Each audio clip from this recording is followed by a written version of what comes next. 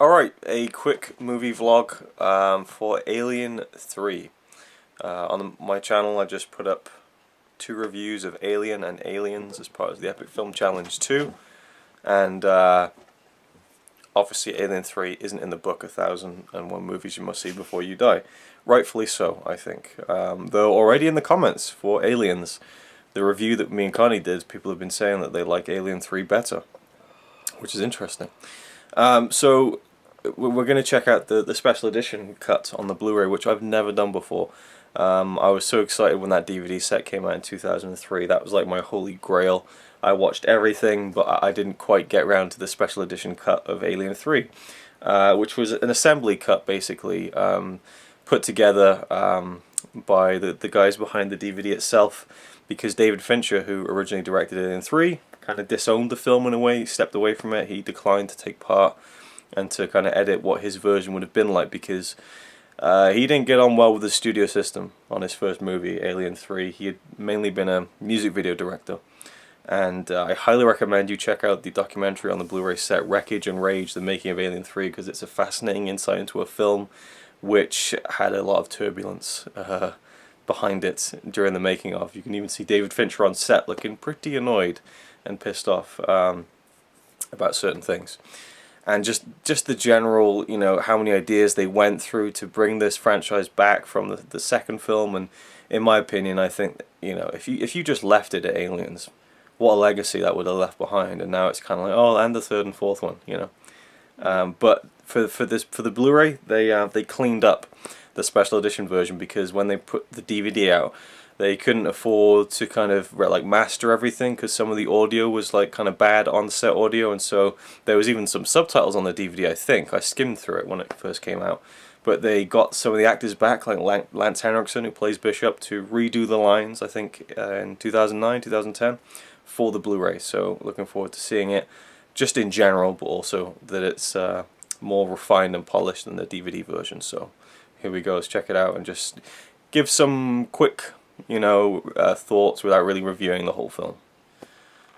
Alright, we're done with Alien 3. I actually enjoyed it more than I probably ever have, but I had a couple of issues with it.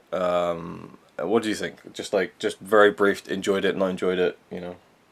I enjoyed it more than I thought I would, because I didn't remember it being, you know, it was surprisingly good for having thought for a while that it was shit. Right. I don't remember. I think it's because of other reviewers and stuff that I thought it was shit. But it was pretty okay. And but what I liked the least was the alien itself. The alien itself and the effects. Yeah, in this film, and it looks like bad early 90s CGI, but it is horrible lighting on it. But it is actually an ill-advised effect where they used a rod puppet for the alien, and they composited it into the film, and so it looks like bad CGI, but it's a kind of a practical effect, but it's a shame, it really is, because I think it's a really good film. I think that it is acted really well. I think the production design is incredible. You know, I mean, it's a bleak film. It's depressing to me. You know, there's no hope in this film. No.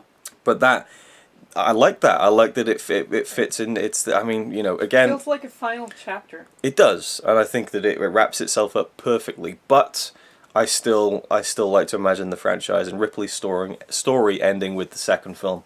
It's a lot darker, I think. It is a lot darker, and to that effect, it does go back to the roots of the original film a bit more, in terms of there's not as much action, and it is more of a visceral kind of story, and puts Ripley through hell. I don't like how we open the film and it's like, oh yeah, Newt, you know, that girl that you grew attached to over 2.5 hours in the previous film, yeah, she's dead.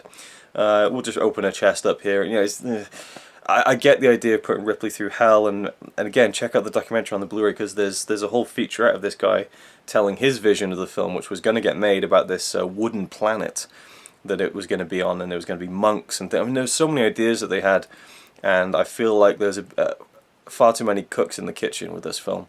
But I still think that there was a great movie inside there somewhere. I'm not sure where you pull it from, but the special edition version I actually enjoyed a lot better than the theatrical. There was a bit more of a fleshing out of characters. There was like things that happened that didn't happen in the theatrical cut, like when they trapped the alien inside this big bunker thing, which didn't happen in the theatrical cut, and it gets set free by Golic, this other character who gets a bit more screen time in this one. I always hate how, and again, right, we'll get to spoilers now just to kind of give you a warning. I really like Charles Dance as an actor. I think he's brilliant. Is that the guy who's the doctor? Yeah, he's my favorite. He's great, and I love him in this film. And he dies for about halfway through, and it's just I get it. All bets are off. Anyone, and the aliens just picking them off. But I really wish he'd been in it longer. And it was great seeing Lance Henriksen as Bishop kind of in the flesh towards the end. And with the special edition cut, we see more of that, and we see more of him. But my only problem with this special edition version is the ending. In the original film, as released in the cinema, Ripley, she sacrifices herself to kind of destroy the alien that's inside of her, and she jumps into the furnace. And the alien bursts through her chest, she grabs a hold of it to make sure it doesn't go anywhere, and she falls back into the furnace and dies. And I think the score in that scene is phenomenal. I think that the guy who did the score did a great job, and it's such a powerful, emotive moment at the end with that music as it builds up towards the end when she makes that ultimate sacrifice. In the special edition cut, they go with the original idea, which was that she just jumps into the furnace. The alien doesn't come out of her. So the scene is a lot shorter. That little moment just of her falling off and going into the furnace, into the flames, it's a lot shorter, so the music has obviously been edited or it's been trimmed or something, and I'm used to the way that the music swells to that climax, and it didn't quite have the punch, As much as I have a problem with it, I love that ending. I love the way the music complements it, and it didn't quite complement it enough in this special edition cut, which is a shame. But it was, it's one of those films that I always think, oh, Alien 3, and then I watch it and I'm like, this isn't that bad, And Sigourney Weaver's great in it, I prefer her performance in the other two films, and the fourth one, well. Anyway, so so we enjoyed it. There's not much more to go into, really, is there? I mean, no. We're not reviewing it, we're just giving brief, as we talked about the other two Alien films, and so I thought I would throw this up as well. Why not? Let me know your thoughts down below of Alien 3, if you've seen the special edition version, if you prefer it to theatrical or not. A lot of people think it's a more rounded, complete film, and they enjoy it because of that. Can I just say something? Yeah, sure. I would like, for whoever who really loves this movie, to try and explain how or when the Queen Alien laid those eggs in the thingy. Right, yeah. Because clearly there were at least two. Yeah. And I don't understand how, or how did you get in there? And right, because that without the thing that she unattached herself from. Yeah. Down in the basement, it just doesn't make sense to me, and that really bugs me. It just feels like a desperate way of finding a reason for there to be facehuggers aboard. Yeah, I was just going to joke, you kind of you blew the wind out of my sails then. I was going to say that I think the reason that the eggs are in the ship is probably because they needed a reason to do a sequel. Yeah, but... I like the intro, I like the title sequence where it's like, it's panning across space and it intercuts with like the facehugger and like it's a nice, it's like a different kind of intro, but Yeah, it's great, but like, why?